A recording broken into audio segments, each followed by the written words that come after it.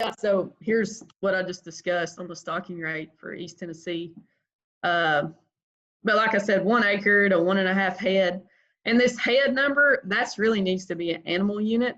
And we consider an animal unit a 1,000-pound animal because if you guys are, you're doing the Devon type cattle that are smaller compared to the Charolais or the big bodied cattle that, the Devon's probably 800 pounds, 900 pounds to where the Charolais and the bigger type cattle like that, you're looking, there's some 1,700 pounds. I mean, those, big cows eat a lot. And so that's something to consider. It's not necessarily just 1 acre or 1 acre to 1 cow. You need to look at what size cattle you've got. But here soon we're going to roll into, I know the last couple of winters have been horrible. And on the rotational grazing, you can do good all summer long, spring, summer, fall, you can do an excellent job, but we all struggle in the winter. So something to think about is what we consider a sacrifice area. And it needs to be a well-drained, ideally if it's up on top of a hill area. And so if the farm is, say, 100 acres, just for easy math, we're looking for 20% of the total grazing acres to be your sacrifice. And say out of that 100 acres, you've got 4 or 5 acre fields in an area. So what we recommend is to, instead of destroying the whole farm and trying to feed everywhere on the whole farm, really concentrate when it's really wet, just on that 20 acres, maybe those, rotate them through the fields so they don't destroy them all, but really feed in that area, the 20% area. And two, it doesn't hurt if possible to look at your the poorest areas. So folks with the slate ground, it's pretty easy to pick poor areas because it's the majority of the farm. In the river bottoms and the creek bottoms, you struggle there because in the winter those areas are so wet. But an idea is to unroll your hay. And back to unrolling the hay, there's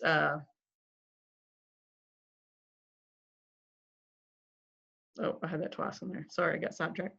But I know some folks are against unrolling hay because you've got so much time and money invested in putting up the hay, and you feel like you're going to waste it.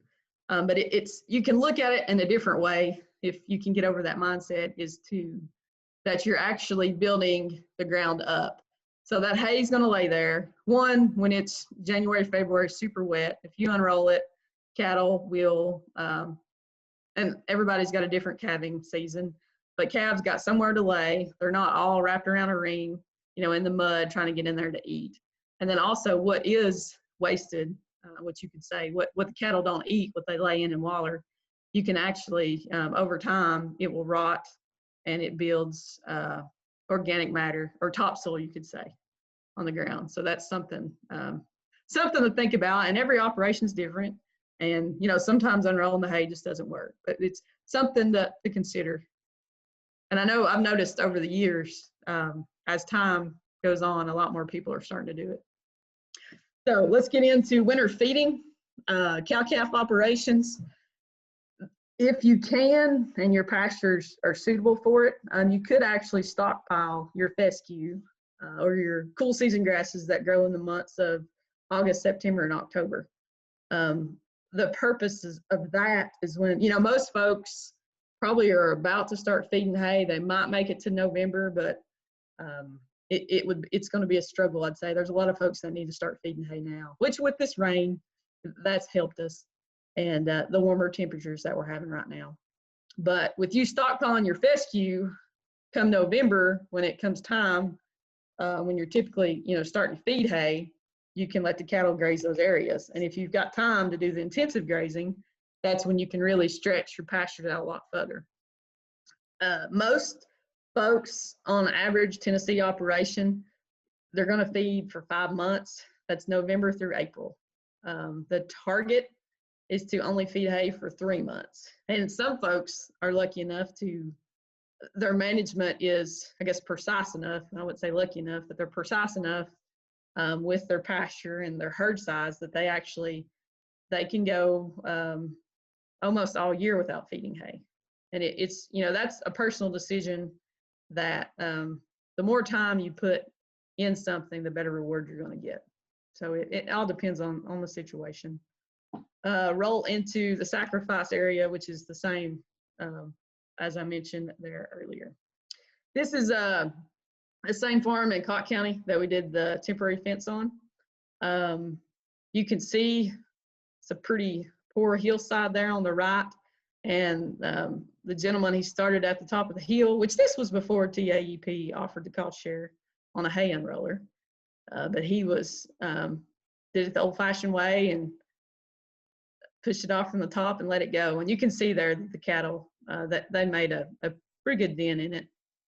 And also it's, with all these cattle tracks all the way across the hill, that's, it's, you can't really get a tractor up and down that. And so that's a good way right there. Just think of all that manure that's being distributed, on that hillside there. So, and I'm sure a lot of that topsoil is washed off over the years. So you guys, I don't know how many of you are doing the stalkers. And even if you're not, I know a bunch of people like to feed out their own calves. So that's not a problem, but in the winter, you've got a lot of animals in a small space because you're trying to put weight on them. You're giving them the grain or silage, or a lot of folks are doing the TMR mix. So with that, you need to feed them in a bunk, and it's, you want that bunk somewhere close to, easy to get feed to. So just in consideration, when you're trying to plan everything out in your mind, try to be an environmental steward and place your feeder in a well-drained area. If you can, up on a hill somewhere. I know that doesn't always work out. Try to stay out of, I know the road is super convenient, but it may not be always the best place. And then if you've got a loafing lot, if you're just, you don't have your cattle out on pasture, you're just kind of keep them, confined there around the barn or somewhere. See if you can do that also in a well-drained area. Something to consider. So in the winter, if you could supplement water, whether, even if you're just feeding them out or watering them out of Rubbermaid trough, instead of allowing the cattle to get into the creek or a pond, whatever the natural water source there is, because what happens is, and y'all know, I mean, especially January and February, it's so wet and that cattle just destroy that area. And I mean, sometimes it's just not feasible that, there's no other way to do what we consider alternative water. But if you could, that's an idea, I guess, to be stewards of the land, because cattle can tear up a place quick, and it takes a while for it to heal. So if you can plan ahead, it might be something that saves you in the long run. I was going to show you guys if I can. Sarah gave me a lesson this morning, but that doesn't mean anything. I wanted to show you, so TDEC has a map. TDEC is the Tennessee Department of Environment and Conservation. They have a 303D map, and what that is, you can see here in the term. It's 303D is a list of impaired and threatened waters. And the states are required to submit this to the EPA. So every state has this, and they do it every 2 years. And I wanted to show you, let's see.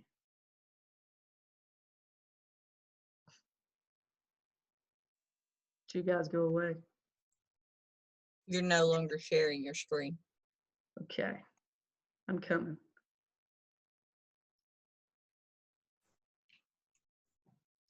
How about that? It's coming.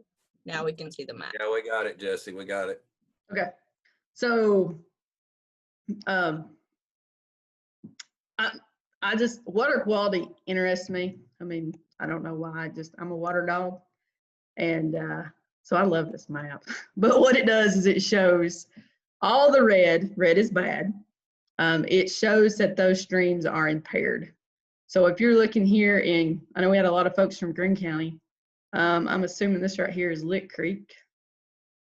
Yep. So this stream, Lick Creek, which flows literally from one end of Greene County plumb to the other into the Nolichucky River, it does not support some aquatic life. There's, of course, there's frogs and turtles and similar, but there's different mussels and other known species that they look for. And so this stream is considered impaired, and it could be impaired by more than just livestock. But if you guys look, so Greene County, over here's the mountain. Most of the blue here means that the stream is not threatened. So it's fully supporting of aquatic habitat. So all the mountain streams all the way up through here, Washington County, Unicoi, Carter, and on up to Johnson, all that's considered clean water. And then once it gets over here into the mainland, what I call it, is that's where it runs through a lot of cattle operations. And so there's a lot of cattle in the stream, which, and I understand why they're there. It's the farmer, that's free water.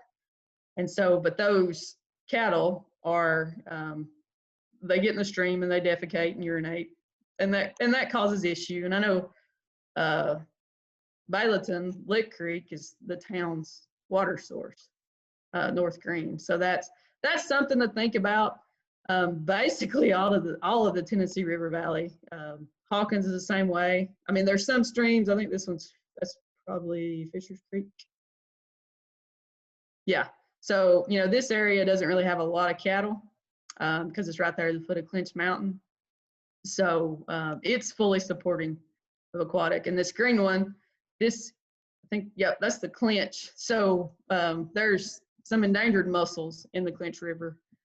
And this portion's there, it's in Cos Ford, that area. So, but I've got the link. I was going to show you. I know some folks were from Claiborne County. I don't know a whole lot about Claiborne, so I can't comment too well.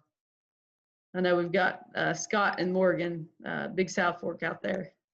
So up on the plateau, y'all do a pretty good job. You're not like us lowlanders down here. But it's something to think about. And you can tell here, basically, it's the whole Tennessee Valley. And that's where as far as Tennessee cattle-wise, that's where a lot of the production is. So I just wanted to share that. Again, I think later Sarah or someone's going to send out the link. And let me see if I can get back to my PowerPoint.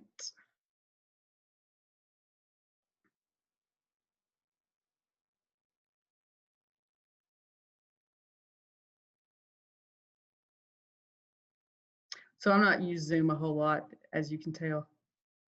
I'm struggling. Okay, but yeah, when they send out the PowerPoint presentation, there is the link for that. All right, another question. This is a good. All right, what is the most common fertilized blend applied to pasture and hay fields? And I guess, are there any questions? We do have one question so far. Well, go ahead. Well, I'll do it, Sarah, since I spoke up. We had somebody mentioning about Johnson grass on the stockpiling. I assume they're talking about the temporary danger from frost or whatever when they're mentioning that. Right. Yeah, and so that's something to consider, which that probably be coming up in the next couple of weeks. And you guys correct me, is it 2 weeks that once we get a hard frost, you do need to keep the cattle off of that area if Johnson grass is there for, I want to say 2 weeks. 10 to 14 days, yes. Yeah, 2 weeks is kind of the standard advice. Yeah, so that, I guess that is a negative to stockpiling, but there's no perfect solution for anything. So something to consider. And not all farms are set up that way, but it's something to work towards. And it may not just another. I'll keep rambling while this quiz is going on. I know it probably sounds crazy, but something else to consider while you're trying to stockpile, if you're limited on pasture anyway, in the months of October, September, you could actually feed hay. And the purpose of that is, that's dry. You've got your tractor in the field.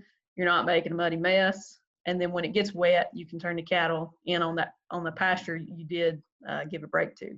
So that's something that was not practiced a whole lot. I don't know if you guys have heard of Greg Brand. He used to be our grazing specialist. He retired a couple of years ago. And that was a big recommendation of his, was to feed hay in the fall, to let your grass take off and be able to pasture it the first part of the winter once it gets wet.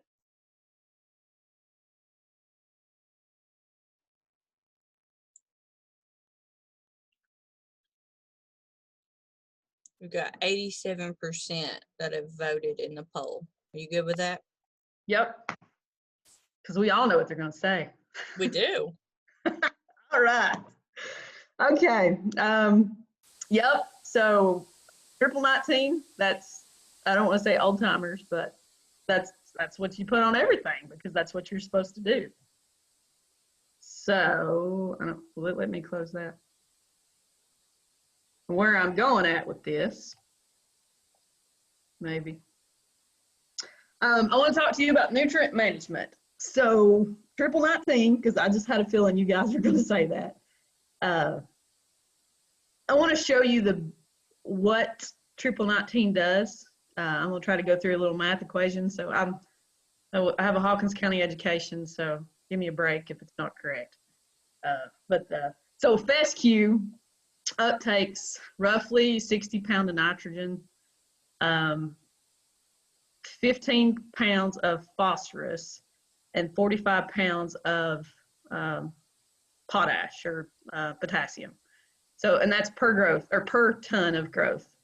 And an average, if it's a poorer field, you're probably looking at 2 tons an acre. A pretty productive field, you're looking at 4 tons an acre. So that would be where this shale ground would be at 2 tons to the acre, and you're more productive.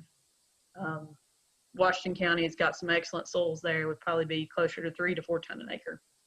So if we use 3 tons an acre, then we did a little math here.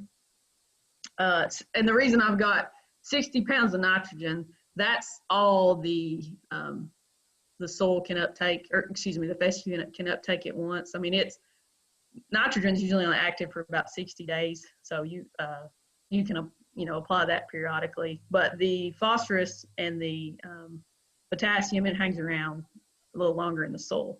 But if you did, what the fescue used, you're looking at a ratio of 60, 45, 135.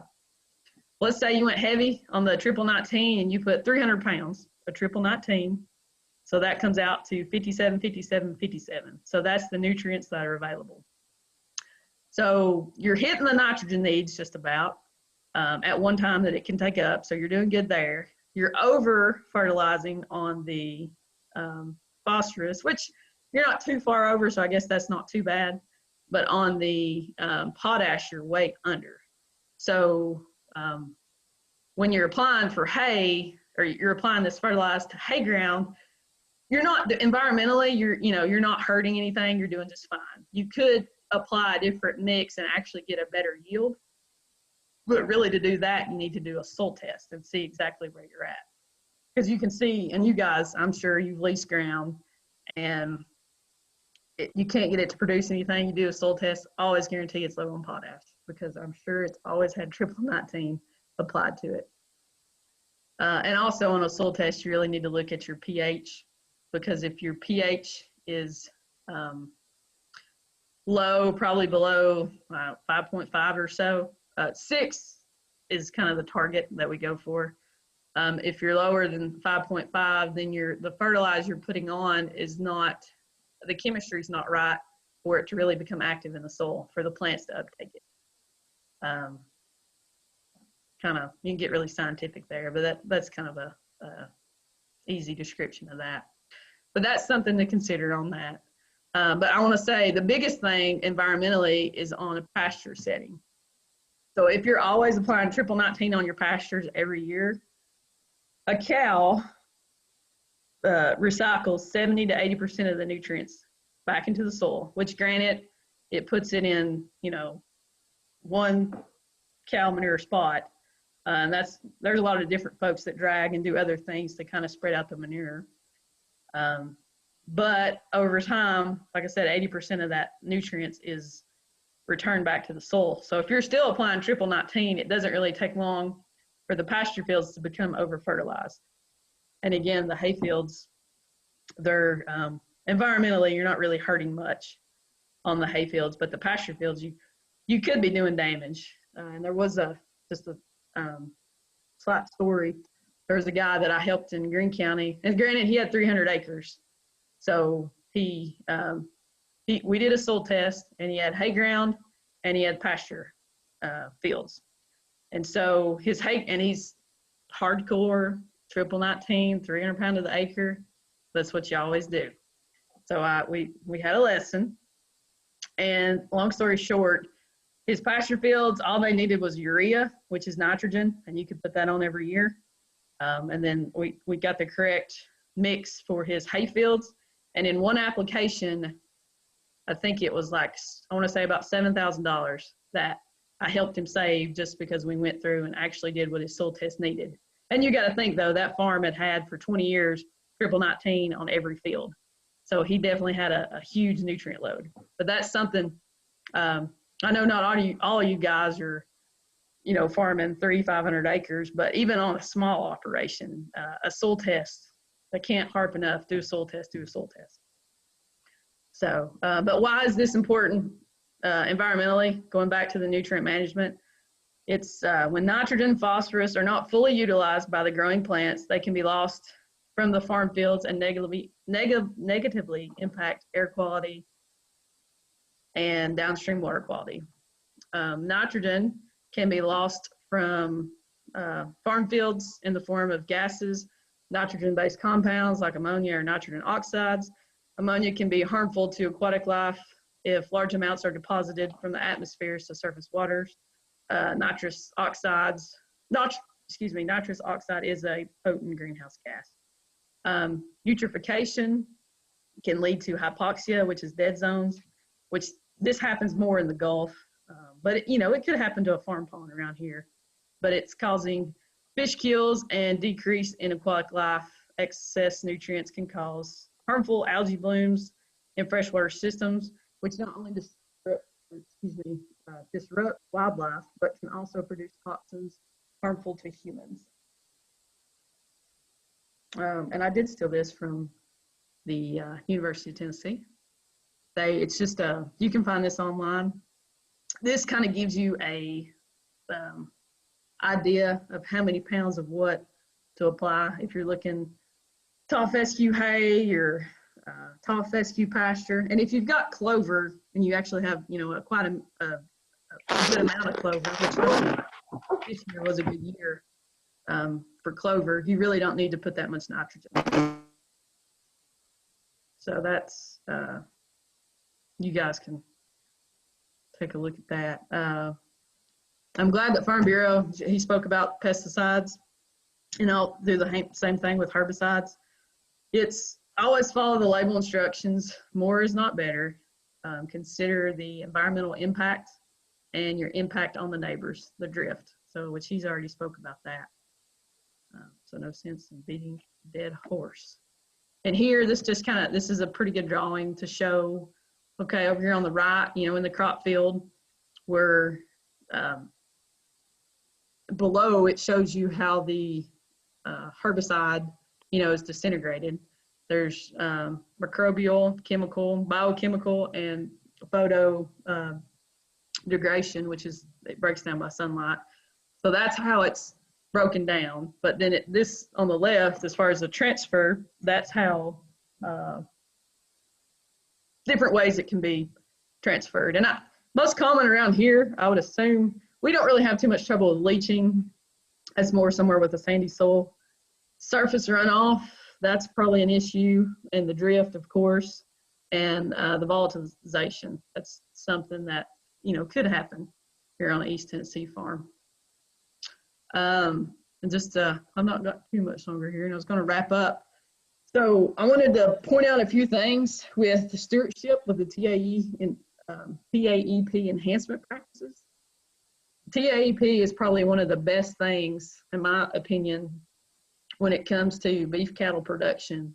The genetics, I mean, Tennessee is, we're on the map when it comes to genetic and center cattle out west. We've done a good job with, the mineral programs and all that.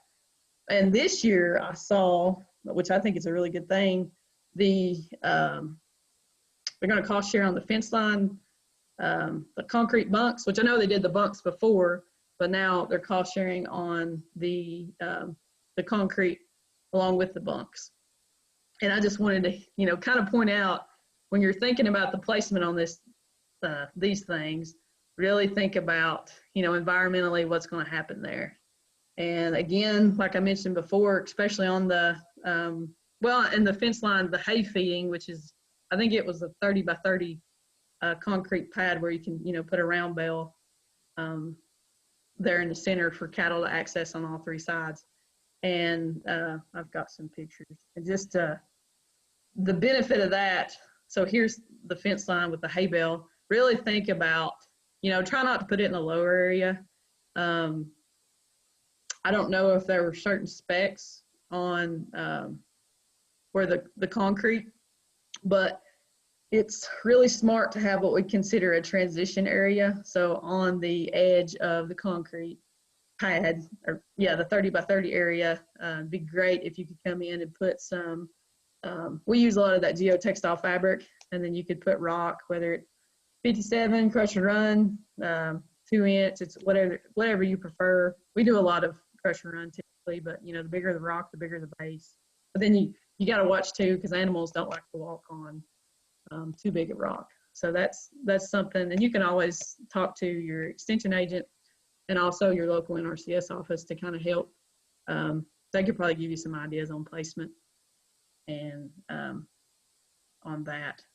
And then this is where we were all at last winter, which actually around that hay ring, it looks pretty solid. But it's, so hopefully with TAEP cost sharing, on the concrete, hopefully we can kind of get away from these scenes. And then also on the,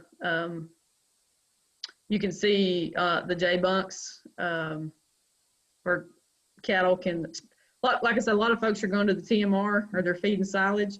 So hopefully this situation right here will really help as far as the production side, and there won't be near the waste. Because this was on a farm in Greene County, which it's a cow-calf operation.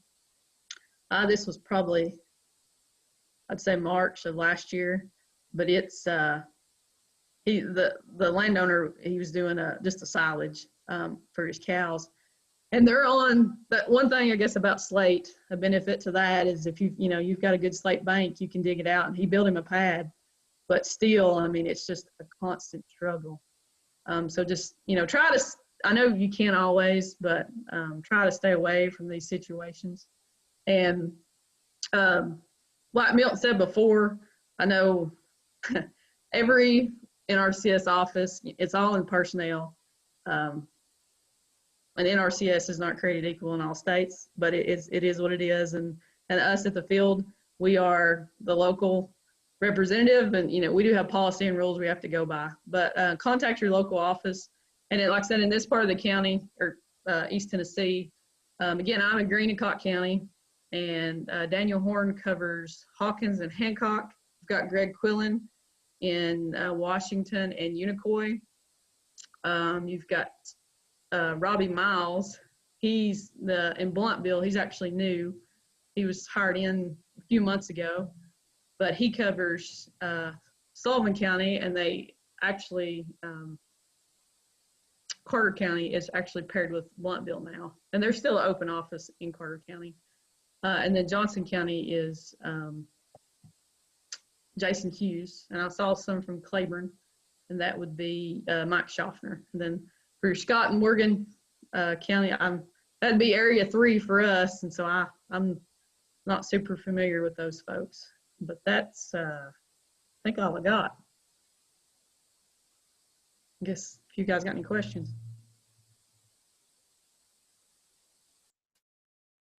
Questions for Jesse. Feel free to unmute or type it in the chat box, either one.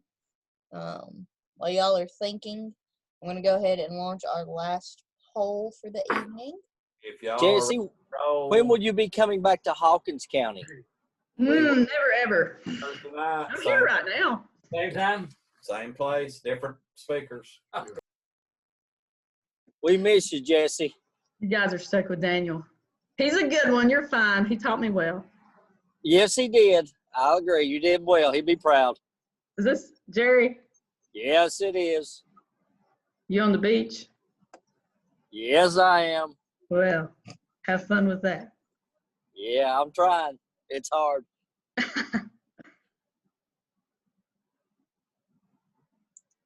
You can't have her back. She works with me now, too.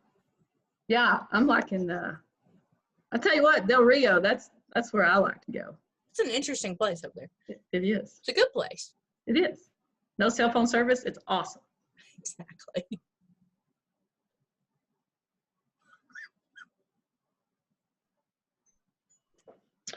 All right. So I guess I did so well. Nobody has any questions? You actually do have one.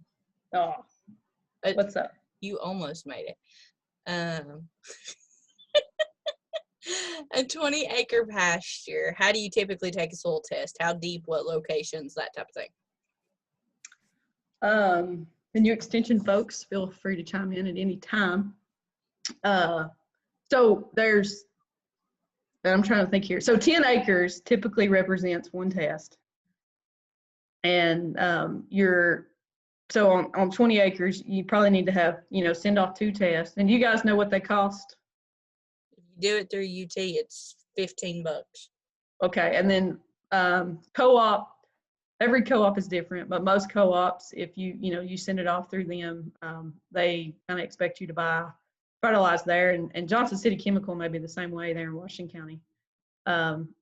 But the test may be free there. But what you want to do in that 10-acre plot, take several different samples. And I don't know, I would say at least 10. Any of you extension folks want to elaborate on exactly on how to take a soil test? I'm going to let someone other than me answer that question. Where's Anthony Shelton? Yeah, let Sheldon answer it. Right. All right. So yeah, basically it depends on soil type, and so depends on how your land lays. So you need to manage based upon how you're going to fertilize it. And so if you have different boundaries, take those soil samples based upon if you have a hillside versus bottoms. So they're going to lay different. They're probably soil types are going to be different. So if you have a hillside that's 15 acres, probably going to need about 10 to 12 spots, 6 inches in depth, mixed up in a bucket. We need about a half a gallon size of bag to ship off to Nashville. If you have the bottoms, that's going to need to be separated out. Again, you're going to get 2 soil reports. Don't expect to go to your local farm store and get a mixture of those 2 batches. So that's why I said in our relation, it needs to be based upon how you're going to manage those 2 operations, to farms and all that stuff. So, but yeah, you're exactly right, Jesse. About 10 to 12 spots per farm or per area would be sufficient.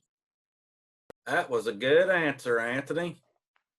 We had one here, and I don't know, this might be an answer to this, Jesse, might be call your local NRCS, but somebody had about the brands of the frost-free watering systems and favorites, and where would you get recommendations and that kind of stuff.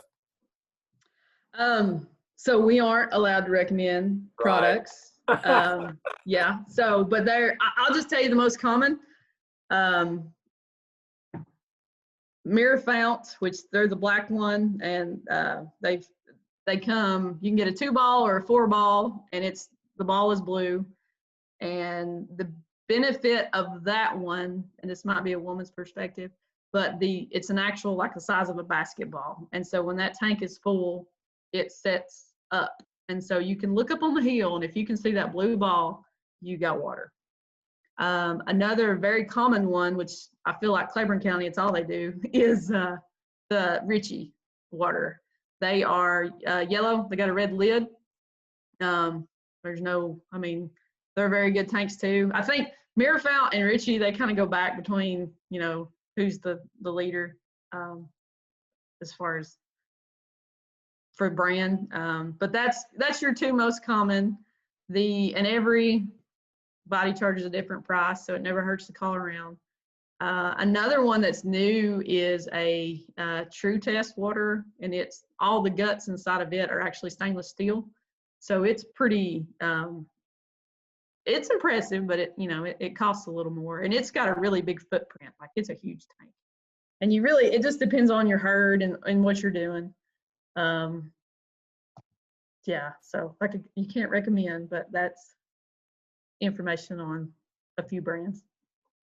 Somebody was asking about that chart you had up about the soil testing. Your extension office can get that for you, or Sarah could get that link to people, but your extension office can get that same chart that she had up there about the soil test, the poundage and all that stuff. We can get that. Just contact your local extension office on Yeah, that. and I stole that off Google. Yeah, it's perfectly fine. That's what it's out That's there one for. thing about extension information. It's public domain, so as long as you Yeah. get credit where you got it, you're good.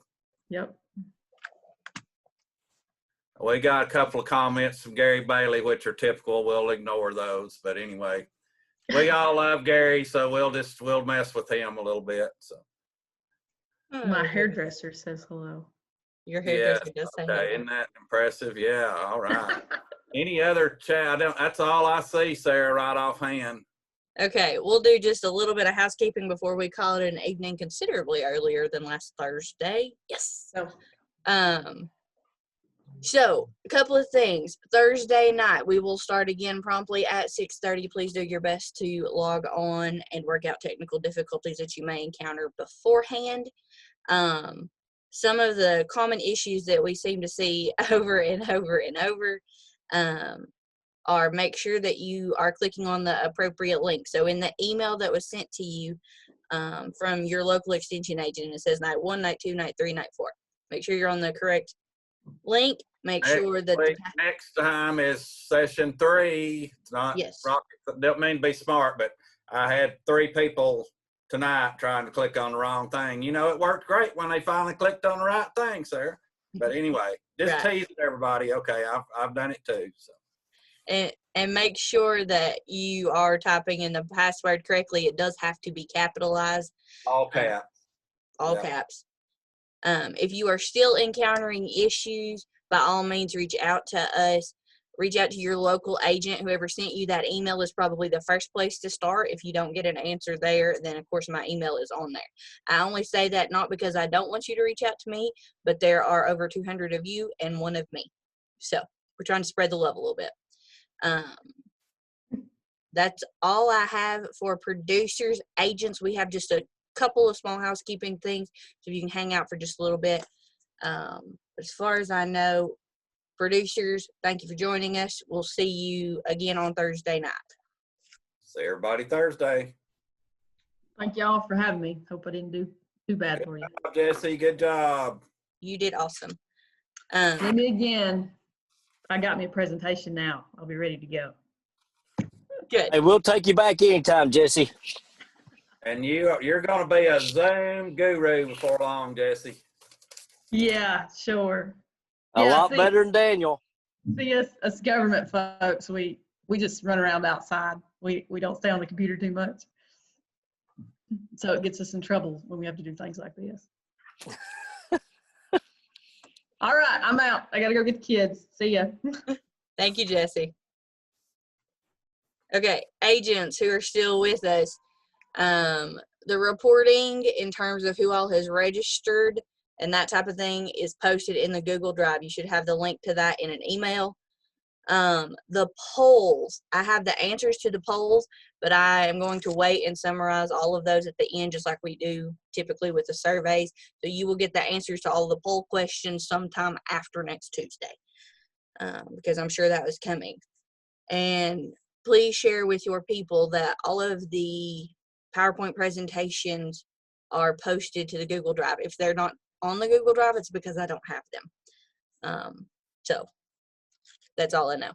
We'll need to open that up. I mean, we'll need to access that and send it to them, right? We don't want them getting directly into that Google Drive, right, Sarah?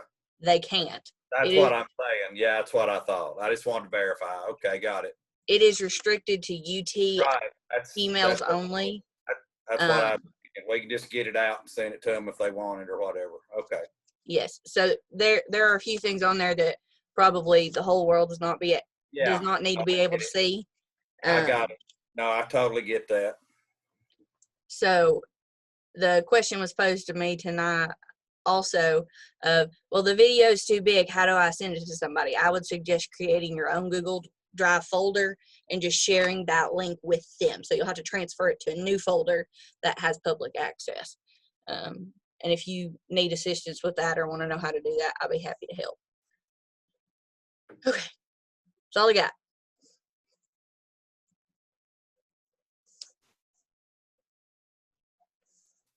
Thank Good y'all. program. We'll see everybody Thursday.